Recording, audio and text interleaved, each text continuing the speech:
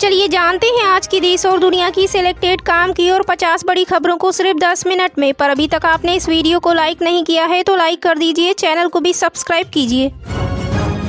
आतिशी को डॉक्टरों ने दी हॉस्पिटल में एडमिट होने की सलाह। अनशन के चौथे दिन कम हुआ 2 किलोग्राम वजन।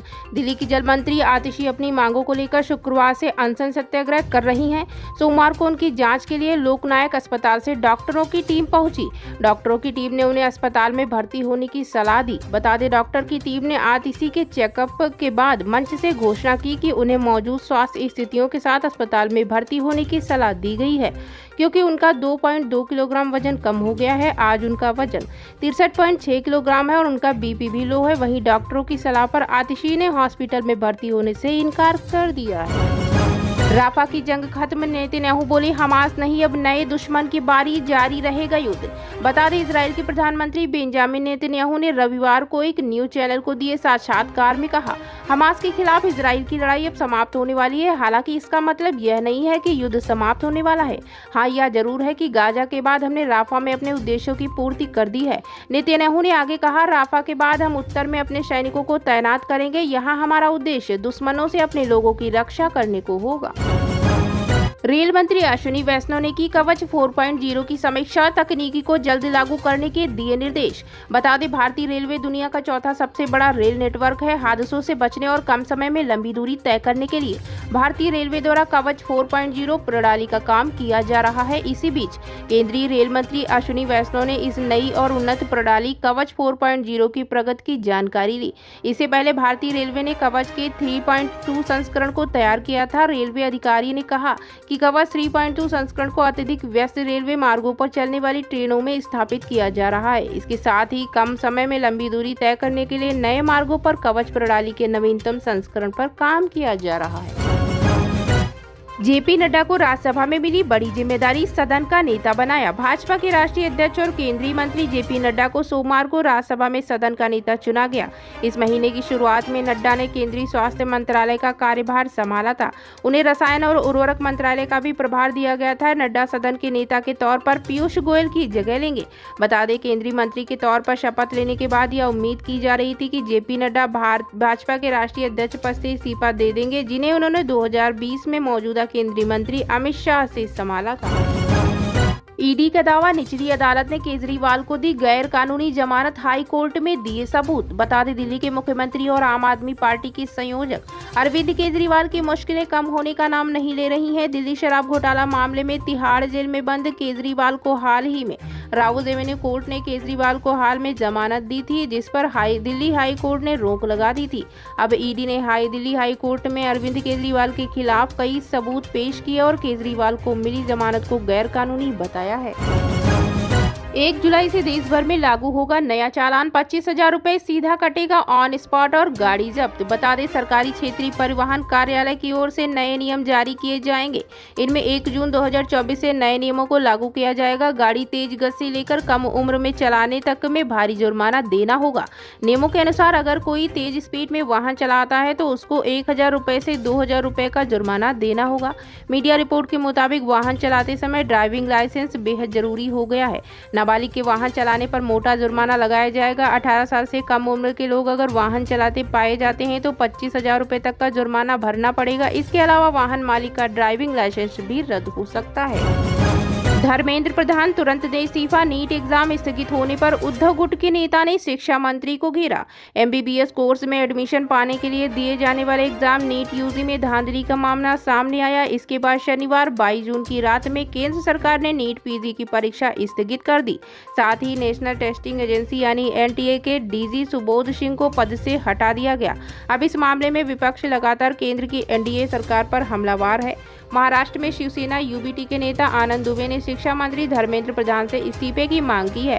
नीट एग्जाम स्थगित किए जाने के फैसले के बीच उद्धव गुट के नेता ने कहा, सरकार बच्चों के अच्छे भविष्य के लिए परीक्षा नहीं करा पा रही। ऐसे में शिक्षा मंत्री धर्मेंद्र प्रधान को तत्काल रूप से इस्तीफा देना चाहिए। साथ ही उन्होंने कहा कि सरकार को पूरा सिस्टम बदलना होगा और अयोग्य अधिकारियों को पद से हटाना होगा।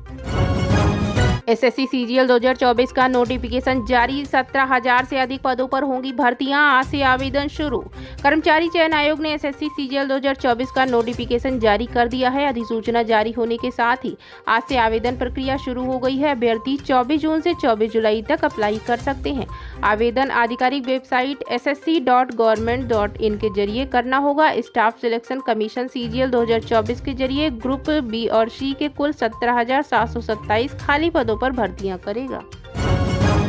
बसपा प्रमुख मायावती ने भतीजे आकाश आनंद को घोषित किया उत्तराधिकारी। जी हां, बता दें, बसपा प्रमुख मायावती ने भतीजे आकाश आनंद को राष्ट्रीय समन्वयक और अपना उत्तराधिकारी घोषित किया है। आकाश आनंद राष्ट्रीय समन्वयक का कार्यभार संभालेंगे। हाल ही में संपन्न लोकसभा चुनाव में मिली करारी हार के कुछ दिनों बाद यह फैसला लिया गया।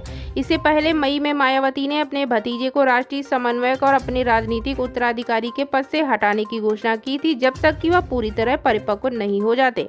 बता दें, शनिवार को बीएसपी ने उत्तराखंड विधानसभा उपचुनाव के लिए 13 स्टार प्रचारकों की सूची जारी की। पार्टी प्रमुख मायावती और उनके भतीजे आकाश आनंद इस सूची में शामिल हैं।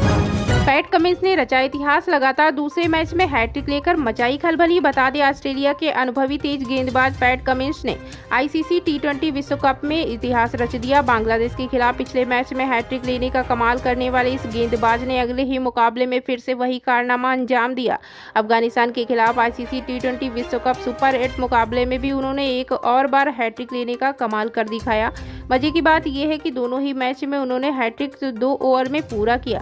बता दें, पैट कमिंस आईसीसी टी20 विश्व कप इतिहास में पहले ऐसे गेंदबाज बन गए हैं जिनके नाम 2 लगातार मैच में हैट्रिक हैं।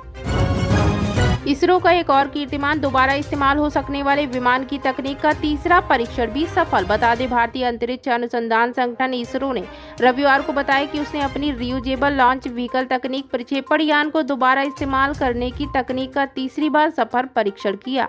इसरो ने बताया कि इस बार ज्यादा चुनौतीपूर्ण परिस्थितियों में प्रक्षेपण यान का परीक्षण किया और वह सभी मानकों पर खरा उतरा। इस परीक्षण में इसरो ने लैंडिंग इंटरफेस और तेज गति में विमान की लैंडिंग की स्थितियों की जांच की।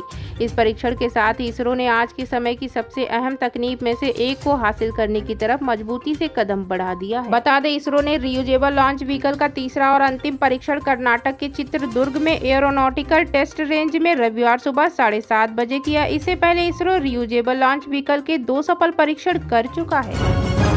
संसद सत्र के चलते एससीओ समिट में शामिल नहीं होंगे पीएम मोदी, विदेश मंत्री करेंगे शिरकत। बता दें, प्रधानमंत्री नरेंद्र मोदी 3 से 4 जुलाई को कजाकिस्तान में होने वाली शंघाई सहयोग संगठन समिट में शामिल नहीं होंगे। पीएम के समिट में शामिल न होने के चलते विदेश मंत्री डॉक्टर जयशंकर भारत का प्रतिनिधित्व करेंगे। सूत्रों की माने तो पीएम मोदी इस बार एससीओ समिट में शामिल नहीं होंगे, क्योंकि 24 जून से संसद का विशेष सत्र शुरू हो रहा है, जो 3 जुलाई तक चलेगा। इस दौरान शंघाई सहयोग संगठन की समिट होनी है, जिसके चलते पीएम ने समिट में भाग न लेने का फैसला किया है। इस समिट में अब भारत का प्रतिनिधित्व विदेश मंत्री जयशंकर करेंगे। पीएम मोदी और शेख हसीना में हुई तीस्ता पर बात, मीटिंग में शामिल न करने पर सीएम ममता ने जताई नाराजगी। बता दें, पश्चिम बंगाल की मुख्यमंत्री ममता बनर्जी कल दिल्ली में शेख हसीना के साथ द्विपक्षीय वार्ता में तीस्ता वार्ता में उन्हें शामिल नहीं करने को लेकर प्रधानमंत्री नरेंद्र मोदी से नाराज हैं। शेख हसीना और पीएम मोदी ने शनिवार को फरक्का समझौते के नवीनीकरण पर फैसला लिया। फरक्का में गंगा के पानी के बंटवारे पर बांग्लादेश और भारत के बीच फरक्का समझौता 2026 में समाप्त होगा। सीएम ममता बनर्जी ने मुद्दा उठाया कि बातचीत के दौरान पश्चिम बंगाल को क्यों छोड़ दिया गया। ममता इसके लिए जल्दी ही पीएम को विरोध पत्र भेज सकती है। टीएमसी सांसद आगामी संसद सत्र में इस मुद्दे को उठाएंगे। टीएमसी इस मुद्दे पर भारत के सहयोगियों से बातचीत कर रही है। आतंकी निज्जर को कनाडाई संसद में श्रद्धांजलि पर भड़के एस जयशंकर। बता दें, खालिस्तानी आतंकी हरदीप सिंह निज्जर को कनाडा की संसद में श्रद्धांजलि दिए जाने के बाद अब भारत की ओर से प्रतिक्रिया आई है। भारत के विदेश मंत्री एस जयशंकर ने कनिष्क विमान हादसे का जिक्र कर आतंकवाद के मुद्दे पर कनाडा को आईना दिखाया है। विदेश मंत्री एस जयशंकर ने कनिष्क विमान हादसे की 39वीं बरसी पर मारे गए लोगों को श्रद्धांजलि अर्पित की। इसके साथ ही उन्होंने कनाडा को 2 टूक चेतावनी देते हुए कहा कि आतंकवाद को कभी बर्दाश्त नहीं किया जाएगा। अयोध्या राम मंदिर प्राण प्रतिष्ठा के मुख्य आचार्य पंडित लक्ष्मीकांत दीक्षित का निधन, 90 साल की उम्र में ली अंतिम सांस। बता दें, अयोध्या में बने राम मंदिर की प्राण प्रतिष्ठा कार्यक्रम कार्यक्रम के मुख्य आचार्य और काशी के प्रकांड विद्वान पंडित लक्ष्मीकांत दीक्षित का निधन हो गया। उन्होंने 90 साल की उम्र में अंतिम सांस ली। लक्ष्मीकांत दीक्षित काफी समय से बीमार थे। काशी में उनकी गिनती यजुर्वेद के अच्छे विद्वानों में होती थी। वे वेदों के भी अच्छे जानकार माने जाते थे। तो दोस्तों, ये थी आज की 10 फटाफट बड़ी खबरें। अगर आपको न्यूज पसंद आई हो तो वीडियो को लाइक और शेयर जरूर करें। धन्यवाद। उम्मीद की जा रही थी कि जेपी नड्डा भाजपा के राष्ट्रीय अध्यक्ष पद से इस्तीफा दे देंगे, जिन्हें उन्होंने 2020 में मौजूदा केंद्रीय मंत्री अमित शाह से संभाला था। ईडी का दावा, निचली अदालत